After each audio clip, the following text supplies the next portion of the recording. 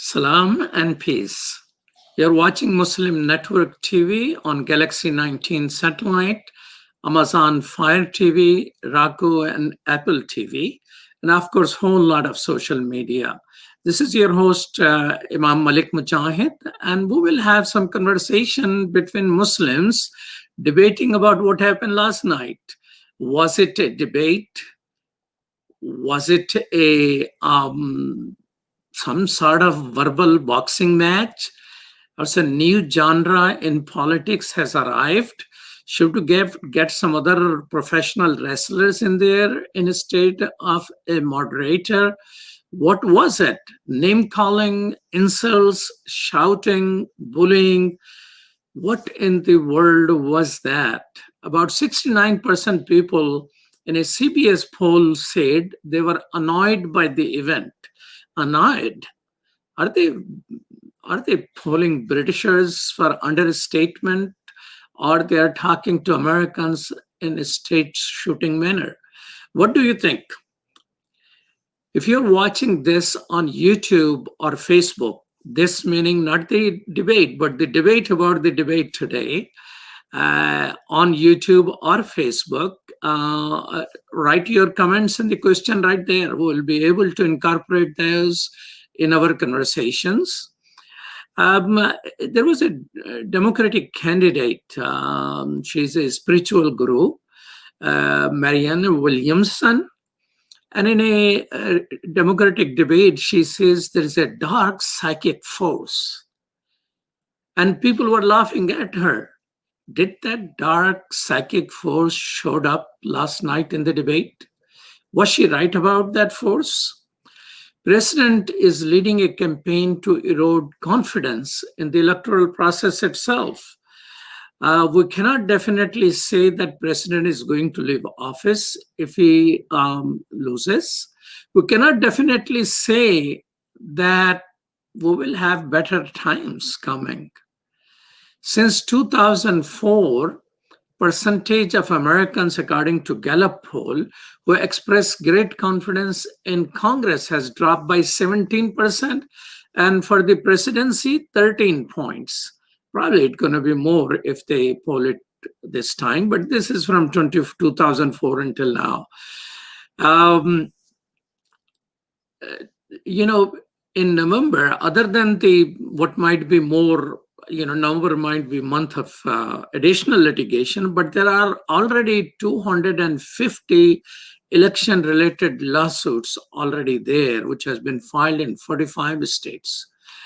And we are locked into intense dismay about our leaders. Both Trump and Biden has net unfavorability rating. Well, Biden is a little better than Trump, but both have more unfavorable rating than favorable. What is happening into America, friends? To discuss that, we have some amazing people. I have known all three persons personally. Yasir Billu, welcome to Muslim Network TV. Thank you. Assalamu alaikum. Walaikum salam. Yasir Billu is an attorney who has represented large Fortune 500 company. He's a Republican from Florida and often serves as the Muslim spokesperson for Muslim communities in Florida. Professor Amna McLeod goes also by Professor Amna Ad-Din. Welcome to Muslim Network TV. Thank you. Assalamu alaikum. She is a colleague, a co-host of a host of Muslim Network TV on her own show. She is Professor Emeritus of the Religious Studies and Director of Islamic World Studies program at DePaul University in Chicago. And we have with us Tahir Javed. Welcome to Muslim Network TV, Tahir. Well, it seems that he was there a minute ago, so we will wait for him. As we begin our conversations, who won the last debate? I think we all lost. I won because I tried to stay awake till the end. Well, I will have comedians tomorrow on the same show, three Muslim comedians talking about the debate. But thank you so much for your beautiful comments about that. We all lost, or you Yeah. personally won, because you strive to stay awake. I personally have to calm myself down by remembering God Almighty to give me some comfort. What's happening to our country here? So, what were your first impression if that was not your first impression? Well, I think that it was indicative of where we all are now, where there's no more conversation. There is horrible names calling, irrational, argumentative talk. There is no rationality anywhere. It's let me call you a name, I'll call you a name. Let me get my points in over your points. It's just indicative of what the country has become. Yeah, I agree. I think, like Professor here, I thought it was a breakdown in leadership that was on display. These are people that are supposed to be role models. We always tell our kids, don't take movie stars and athletes as role models. And Right. now we have no presidents who we can't take as role models. So it's really quite disheartening in that sense. Yeah, I agree wholeheartedly. And on top of that, you got two dudes who are over 70 themselves trying to stay awake and to stay on point, and all they can do is argue. I mean, we heard nothing about foreign policy. We heard no real plans Right. for going forward, given the horrible situation that both the society is in and individuals are in various parts of the country, how we're going to control it, how we're going to move forward. We heard where we've been. Well, welcome, Tahir Javed. Assalamu alaikum. Tahir Javed is a business magnate and an active member of the Democratic Party who leads Muslims for Biden, and have raised more money for him than any other Muslim leader, I think. I don't have the numbers, but that's what I hear. And we have Tahir Yasir Billu, who is an attorney and a spokesperson of Muslim community in Florida often, as well as Republican himself, and Professor Amna Ad-Din. And do you think Tahir Javed, anybody won the debate last night? Gee, obviously, when two people are competing, so you have to call a winner out of that. So if that's how we look at it, so I would call that Joe Biden was able to make few points in between. So they spoke on COVID, they spoke on economy, they spoke on so many other issues. The only issue where Joe Biden was successful to make sure that that everybody would understand that he did not perform as a president during the COVID, and he came with the numbers, he came with all the facts, and he made that point. So that's one point I could say that he was possibly he made it.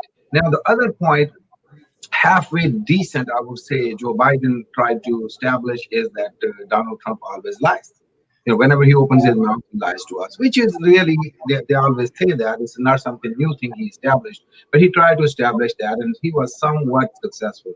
On the other end, what President Trump, could have done all this time, he was keep on saying Sleepy Joe. He was keep on saying that his age is, he's too old. But what did he do yesterday? He could not make one point. Joe Biden was more alert. Joe Biden had more facts and figures, and Joe Biden somewhat was trying to communicate to the audience sitting in their house. He tried that about minimum, I would say, 10 times. Ignored President Trump and ignored everything else around him, and he tried to say, okay, you sitting in the drawing room, you sitting in the living room, I'm speaking. So he tried his best to to ignore all that. Now, in between, in general, like Professor Amna was just saying, we didn't hear about foreign policy. I don't think the debate was on foreign policy. I don't think the debate was just a credibility. Is this guy the right guy? It's a step one debate. I mean, forget about the policies, forget about what they know and knowledge. Is this is he 10% qualified to be as the president of the country? That was the whole debate, and I think they both failed, in my opinion, to establish that point. That either, I mean, I wish President Biden, he just started, like calling names. I mean, a couple of times he did that. So if he could, stop himself on these 2 points, I would call him a clear, winner. But basically, he lost, and he just called names. So I would say, like everybody else is saying, that I don't think we need any more debates. I think we're better without the debates. Okay, so well, you are way ahead in the air. That was supposed to be my question. Do we need any more debates? I was just hoping that either moderator or somebody says, this is not what we agree upon, and if you don't behave and if you don't abide by the principle, let's cancel the debate. I think that person who would have said that would have won it. So did Vice President Biden, Yasser Billu, went high when President went low? I don't think so. I agree with Tahir that Vice President Biden made certain good gestures when he looked directly at the camera and he spoke. I thought those were his strongest points. Right. But when he fell for Trump's attacks, I think he fell right into Trump's hands. Look, Trump's purpose of these debates is not to convince new voters. Undecided voters is a shrinking margin. He knows that's not where this is. He knows that the election is going to be decided by voter turnout. And so he's trying to get his base excited. So the idea is he's going to say these things. He's going to be, try to be as strong as possible, try to be as mean as possible to Joe Biden, because that's what his base wants to see. And if they're excited enough, they'll come out to vote for him. I think that's really the purpose that President Trump was trying to serve. And I think based on that, I think it was a success for him, regardless of those, cringeworthy sections that you saw about Proud Boys and all of those things. If he went in with the intent of, I want to excite my base, I think he did that yesterday. And that's the part where Biden, if he needs to excite his base, it can't just be that he's Sleepy Joe again. It has to be that he has to excite his base. And that's the question.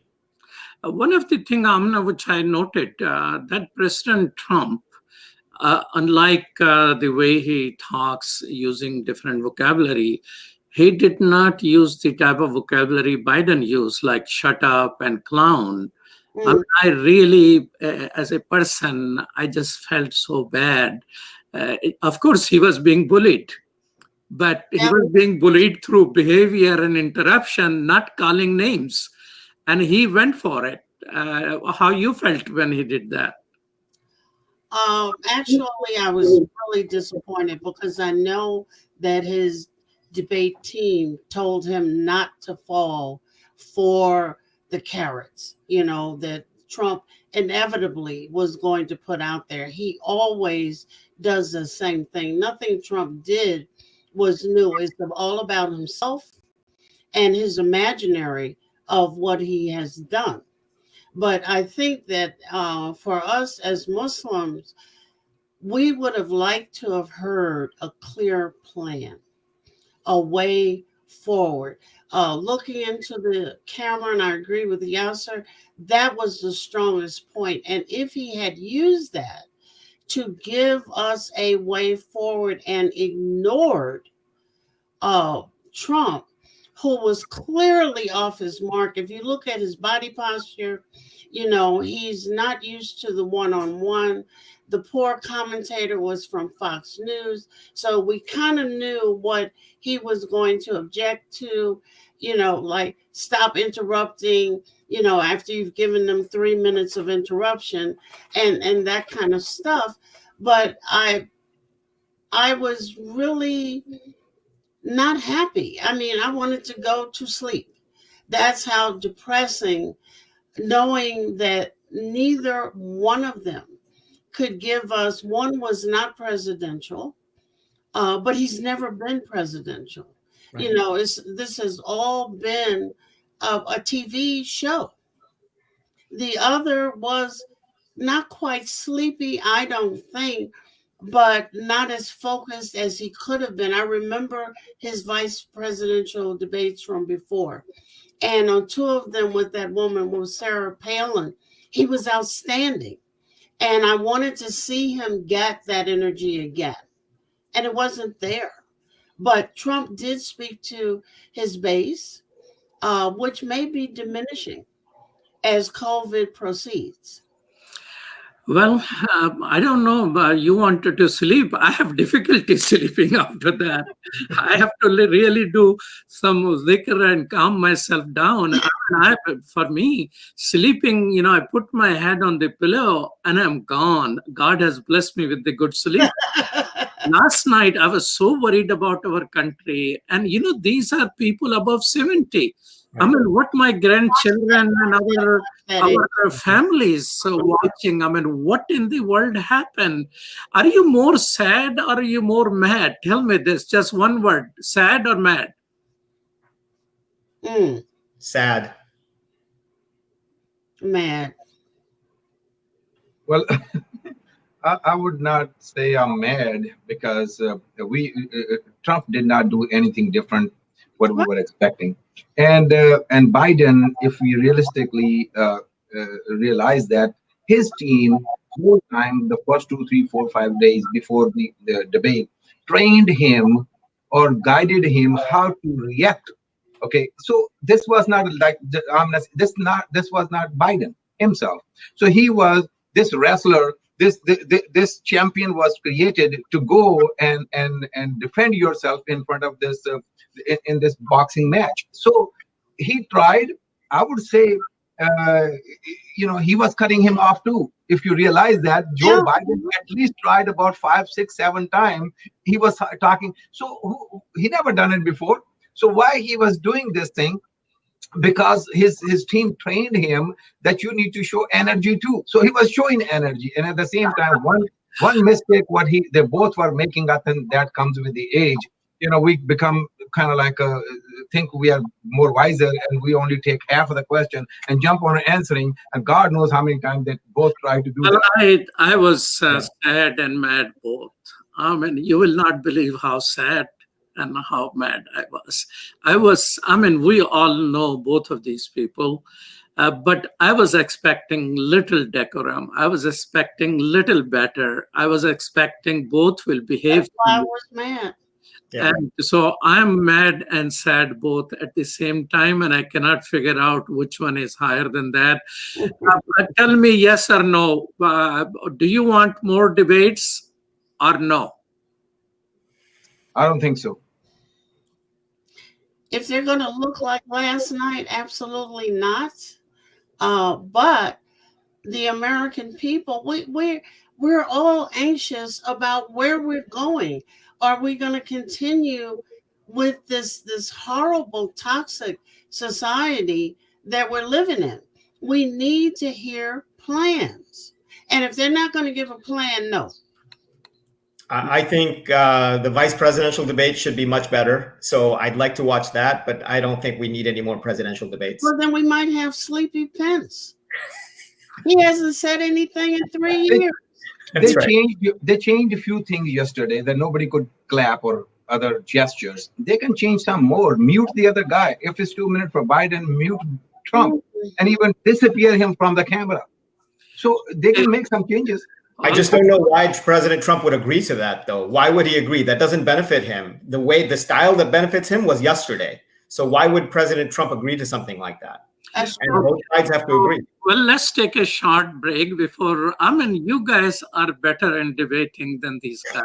Put us on. We're ready. So this is 3 Muslims are debating about yesterday's match. I cannot call it a debate.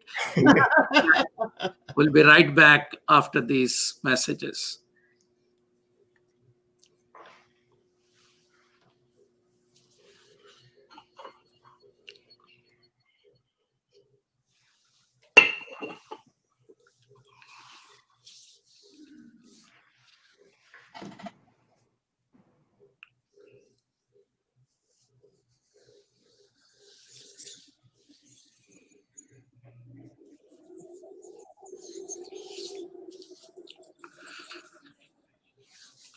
Welcome back to Muslim Network TV. This is Imam Malik Mujahid, and we're talking with Tahir Javed, who has raised the more money than probably any other Muslim to have Joe Biden win. And he leads Muslim for Biden campaign. Yasser Billu, who is a lawyer and a spokesperson for the Muslim community in Florida, and also a Republican. And Professor Amna Ad-Din, who is my very long-time friend and host a show, Critical Conversations on Muslim Network TV itself. Racism. I mean, yesterday something came about that, and is President, I don't want to discuss it very long on this point, but is President racist or is he playing one? Because he refused to condemn, when it's given a chance repeatedly, the right-wing militants. You asked me? Oh, I don't quite understand the need to condemn the right-wing party. What I do understand the need for is to talk about racism. And I don't know if you read the thing that the Republican Party or the White House put out on racism recently, but I think that they are an integral part of America. They've been there since the founding of America. And I have a more pressing question. Yeah, so why are you a darn Republican? We don't have to talk about it. Amna, I am the host here. Okay. I'm the host here. Let me remind you that I am the host. This feels like you just breached the protocol that we're complaining about. I know. Okay, that question is coming up with why somebody is Democrat and why someone is Republican. But tell me why, I will ask you, Tahir Javed, because you're running around the whole country campaigning for Joe Biden.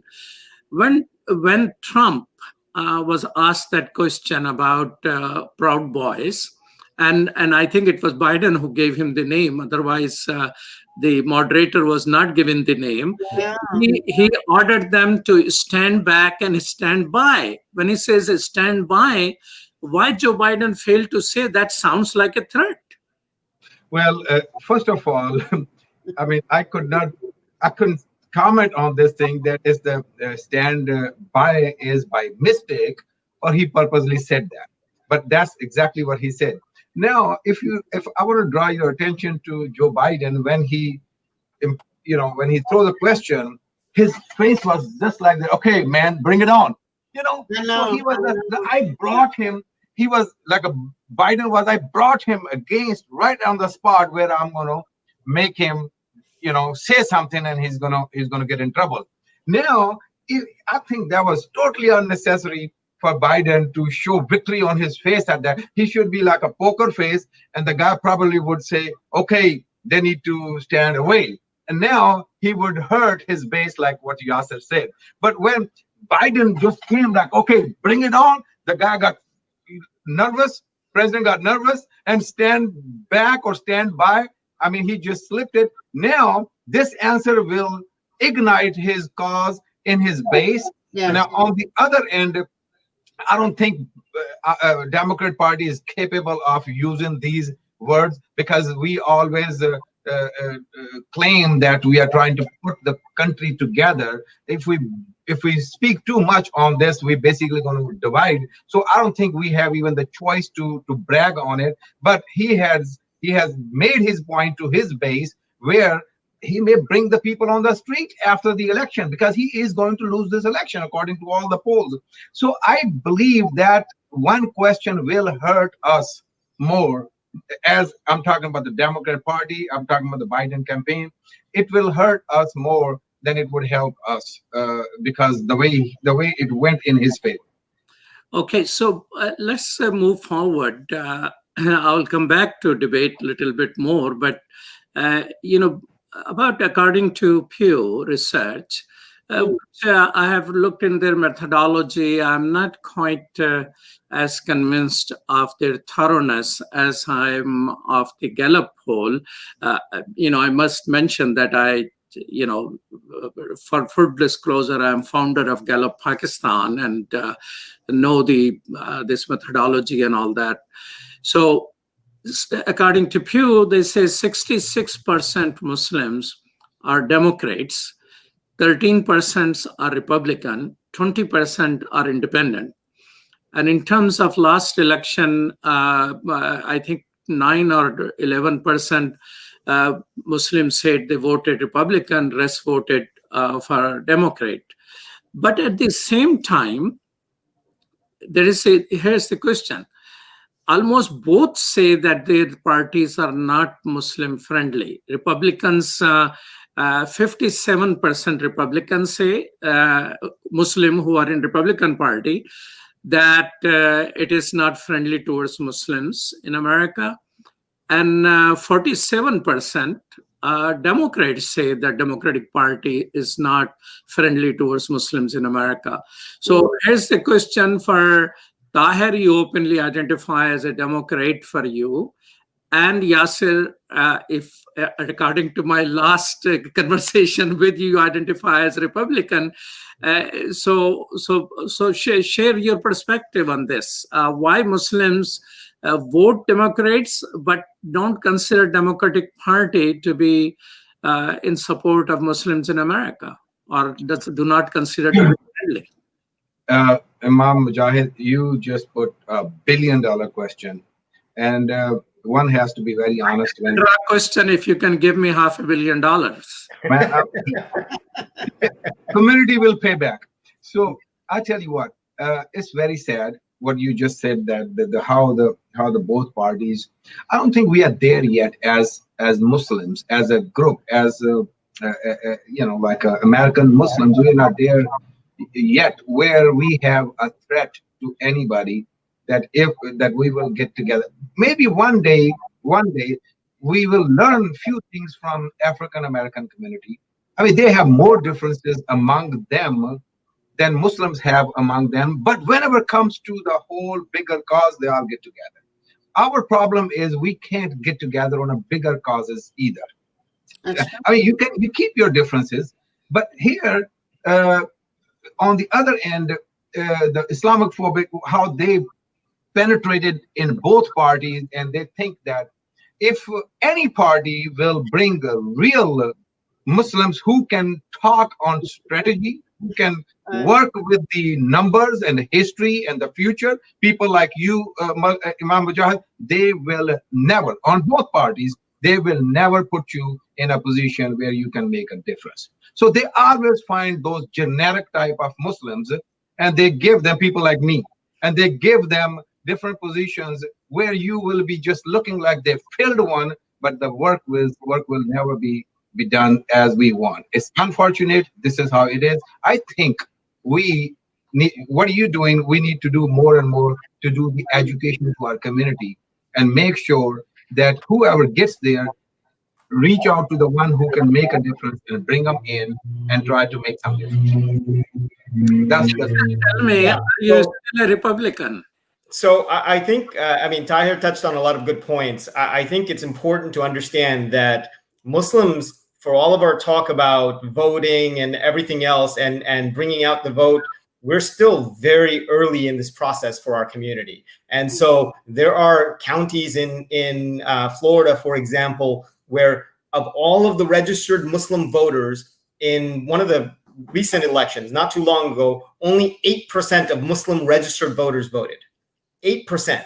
So when you have turnout like that in an election, you can't really wield a lot of power. The other part of the problem is that we also don't raise a lot of money. Tahir notwithstanding, whatever number Tahir has raised, I'm sure it's wonderful, it's great, but it pales in comparison to other minority groups, I'm sure. because I've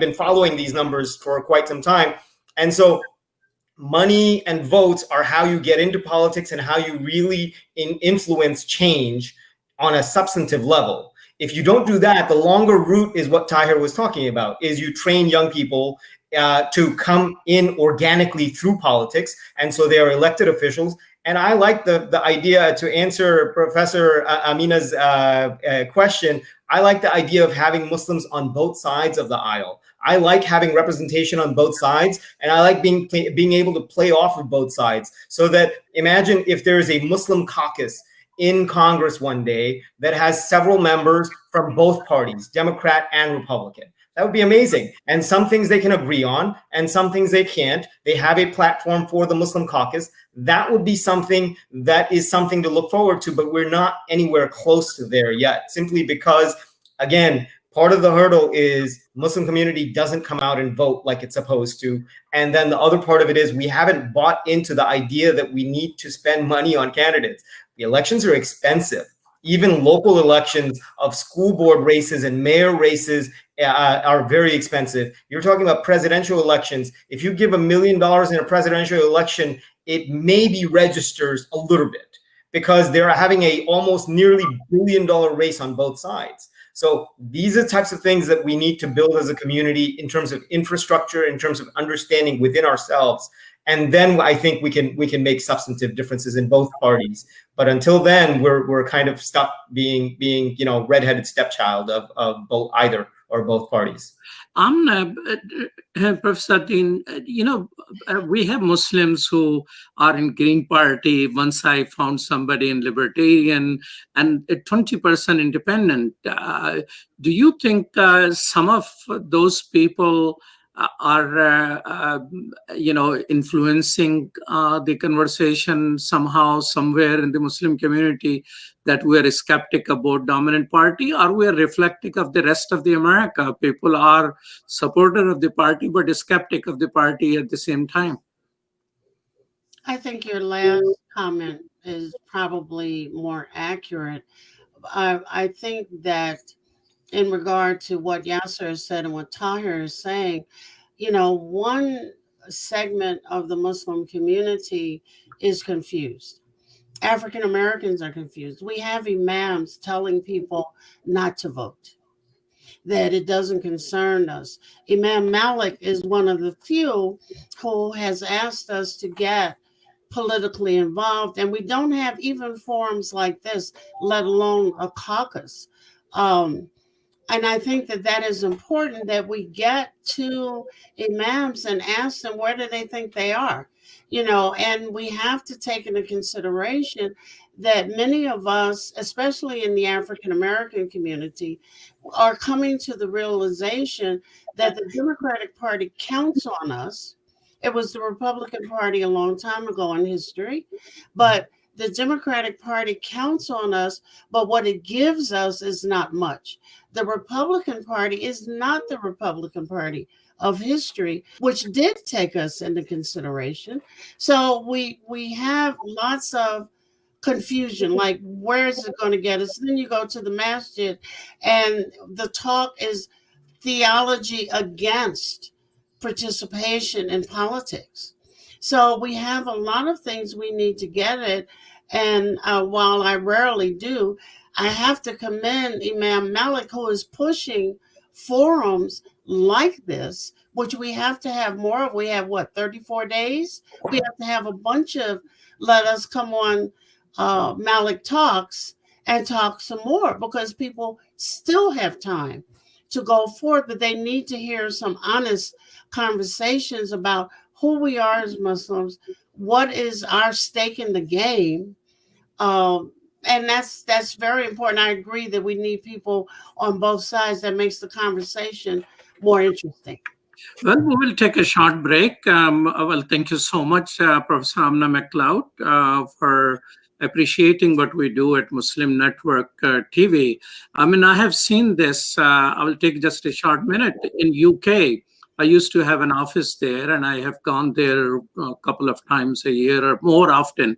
I remember about 15, 16 years ago, I was in a is a friend's house who was passed away. May Allah bless his soul. He was a billionaire, and he had one member of the British Parliament standing there, and he told me he is the first Muslim member of Parliament. Now there are 50 of them in the lower house, upper house, and I studied what was the main difference, and one of the main difference I found was about 15, 16 years, Muslim went on communication. They have the daily paper, they have multiple radios, and they have multiple television stations 24/7. And that communication brought Muslim community into the limelight. We are better demographically. We have more money, perhaps. We are better educated than British Muslim, but way behind in terms of our empowerment because the communication was absent. Sorry about that sermon little bit, but you inspired me to say it. Normally, I'm more like a moderator and asking questions. We'll be right back after these messages.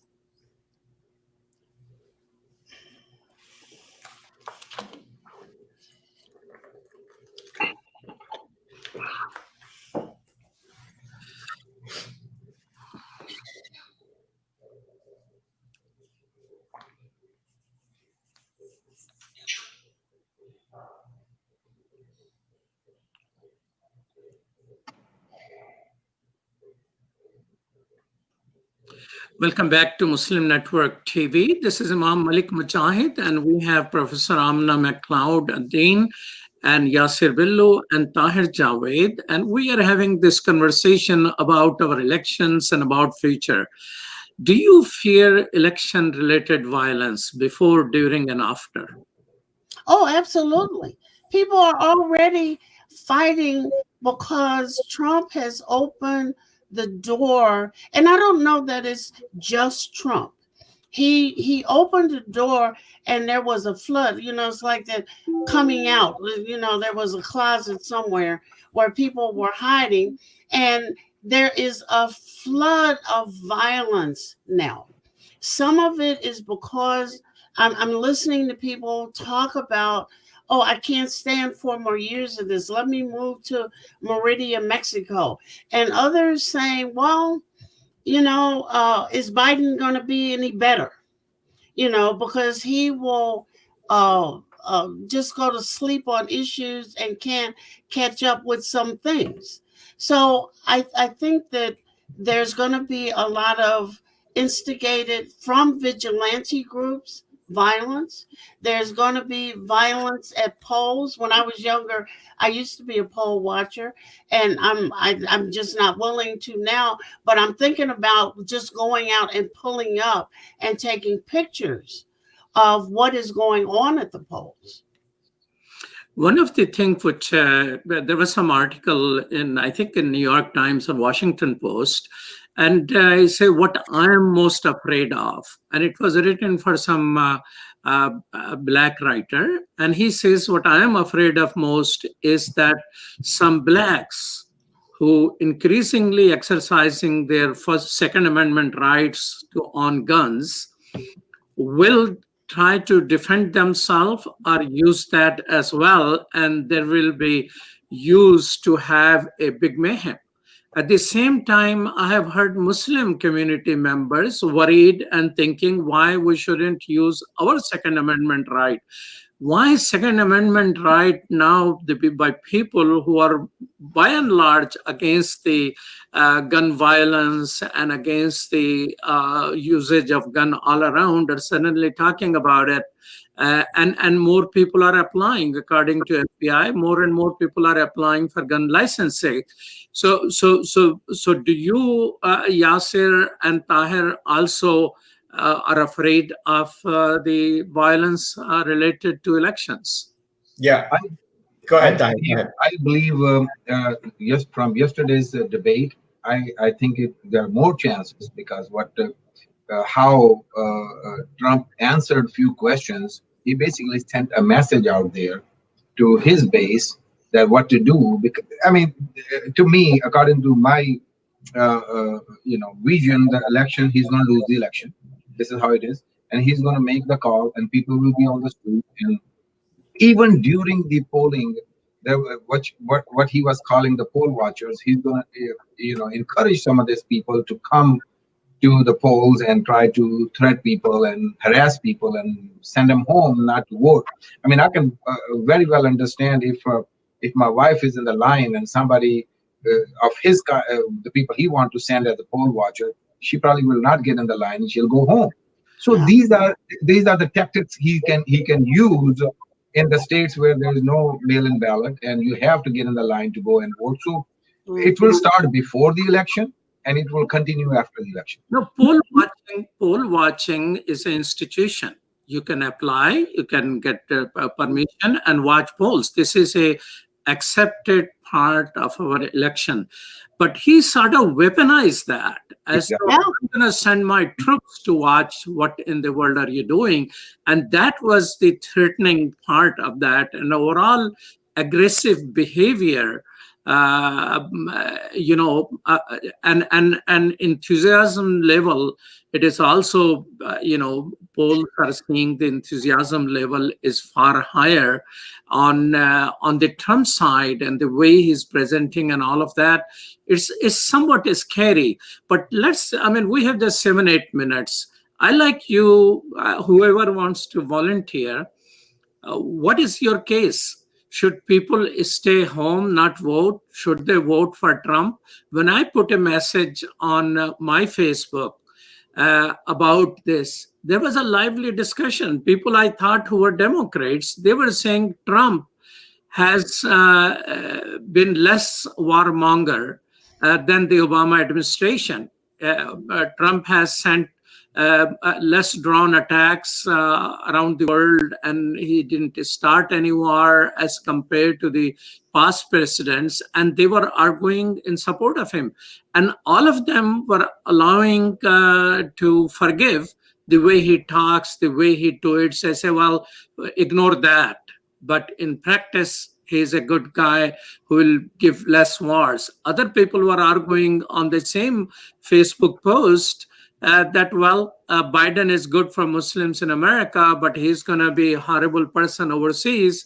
He's going to go around starting new war and is reestablishing the neocon ideology of America being the policeman of the world. So I like you, one of you, to give an argument solid in support of Trump, in support of Biden, or if you have another, I know there are a couple of other candidates. Well, let me take this, if you allow me. Please. First of all, your viewers or our community, their first top 2-3 priorities is not, they look at, we are Muslim American living in United States.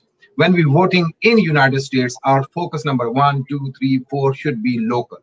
But we looking at what he's doing in Afghanistan and what he's doing in Syria and what he's doing in Europe. I believe that's equally important, but not as important as we should look at here domestically. So yes, he is reducing war, but he's bringing the battles at home. We will be fighting on our streets. We will be fighting with our neighbors. We will not have a good night's sleep. We had good night's sleep even though when there was active war in Afghanistan in this country. So we need to compare these things separately. Now, there are bigger issues, environmental issues. There are, economy issues. There are job issues. There are healthcare issues. So when we look at it today, like last 3, 4, 5 months, we had 9/11 every single day in this country. Anybody pay attention to that? We had 2,000 some people died in one day, and 11, 12 years we were talking about it. Now, last 7, 8 months, every single day there was 3,000, 2,000 people were dying. We need to pay attention to that. We are digesting these big numbers like nothing happened. Now, same thing with the California fire. Look at his solution. He's going to put some people over there. Hey, watch, nobody throw the cigarette. What, I mean, is that how you're going to tackle the environment? That you can put 3,000 people in the jungles of California that nobody throw the cigarettes over there? That's not how it's going to work. Someone has to work according to the scientists will tell you. So this president, 4 more years will take us 50 years back. So I'd like to take a stab at countering everything that Tahir has said, just to make As this a, a debate. as a Republican, I expect that. But are you willing to make a pitch for President Trump? And it's not an easy pitch. I'm being honest with you. I'm not I'm not President Trump, and so I am not the person who can say unabashedly that he's a good person. I've never said that. My main concerns as a Republican are the Supreme Court, which he's done what he promised. We've had 3 vacancies. This is the 3rd vacancy he will fill. Unless something catastrophic happens, he will be able to fill this 3rd vacancy. I like the fact that we will have a more conservative Supreme Court, and we can discuss whether that's good or bad or all of those things. But in reality, what it comes down to overall, and I know I'm not saying President Trump cares about religion. I'm saying he provides for religious freedoms much more than he provides for other freedoms because his base is religious in nature. And so when we look at, for example, his rhetoric and the Republican governors have come through on this, vouchers for Islamic schools. There are many Islamic schools around the country who depend on those vouchers. Democrats want to do away with that because they want more money for public schools. Republicans want more money in religious schools, and they don't care that it's Islamic schools or Christian schools. And so there are a lot of Islamic schools benefiting directly from these Republican policies, and President Trump that's one of his platforms. So that's the second thing. The third thing is the economy was doing wonderfully. I mean, the unemployment rate was at an all-time low before COVID. It was doing amazing. And even now, if you look at the economy, what people had envisioned where it would be versus where it is, it really could have been much worse. The difficulty, and I understand the point, is look, do we open and let businesses open so that we don't make the economy suffer more? Or do we keep businesses closed so that we can 100% protect against COVID? That's the tug and pull here. I understand that. And Republicans have come down entirely on the side of let's open, even if it's premature, let's open because we have to open. Otherwise, there's going to be not just these deaths, but there's also going to be a crumbling economy that we can't get back.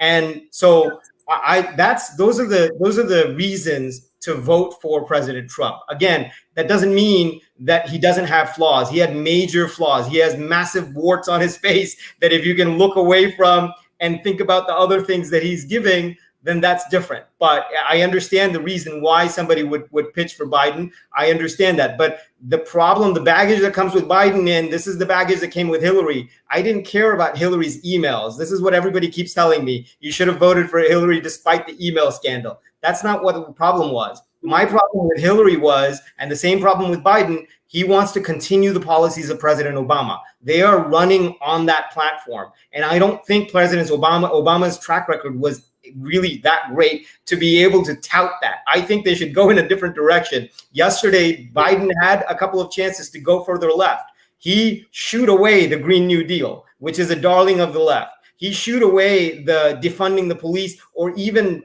reforming the police. And so those are the things that the liberals were holding on to, and he shooed those away. If that's the case, then you've got another 4 years of essentially, you're going to have 12 years of Obama instead of 8 years now. I don't know how that's good for us. All right. So, Professor Amna McLeod, you seems to be the youngest of us all and more capable person. So what is your advice to Muslims who are watching? And there are not just Muslims, there are Muslims and neighbors of other faith who watch our show. So as we reach the conclusion of this show, I have a couple of minutes. So you take 1 minute and I will conclude with the rest of it. Well, number one, I think Imam Malik, you would be shirking your duty if you didn't have us all back again before this 35 days is up. Yasser, Trump inherited an economy.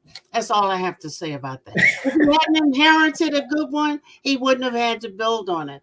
The other thing is if you think in this country, the United States, that I know that Muslim schools are safe, I will talk to you over coffee at a later date. They are not safe. Okay? We as Muslims have to learn how we first have to study the society in which we live. We have to learn how it functions and its political history before we decide which side to take. Somebody throwing us a few carrots is not all that this makes this society. And Trump, no more than Biden, loves Muslims. It's just that Biden is more willing in the long run to let us live. Imam Malik. Okay, well, thank you so much for concluding that way. Well, I'm very thankful to all three of you. I mean, you are achievers in your field. You all three make the Muslim community proud.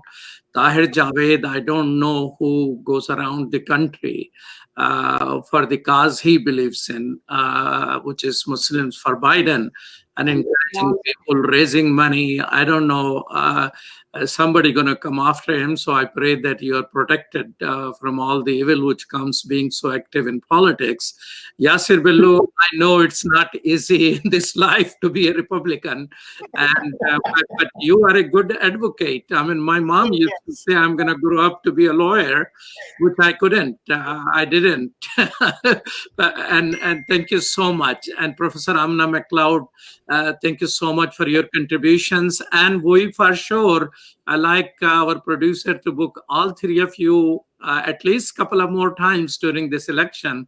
So we continue this conversation. I think this is an educational process.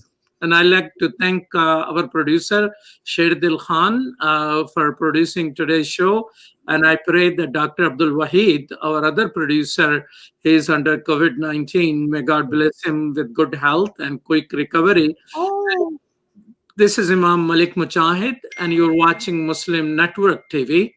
We're on Galaxy 19 satellite, which covers all United States, all Canada, and all Mexico, although it only had 57 million subscribers, and Amazon Fire TV, Roku, and Apple TV, which together have about 120 million subscribers. It doesn't mean they're all watching us, but we like them to watch us. We're there 7 days a week, 24 hours. We produce 8 hours of daily programming, and it is building on the 20 years of Daily Radio Islam. And thank you so much. Peace. Assalam. Thank you.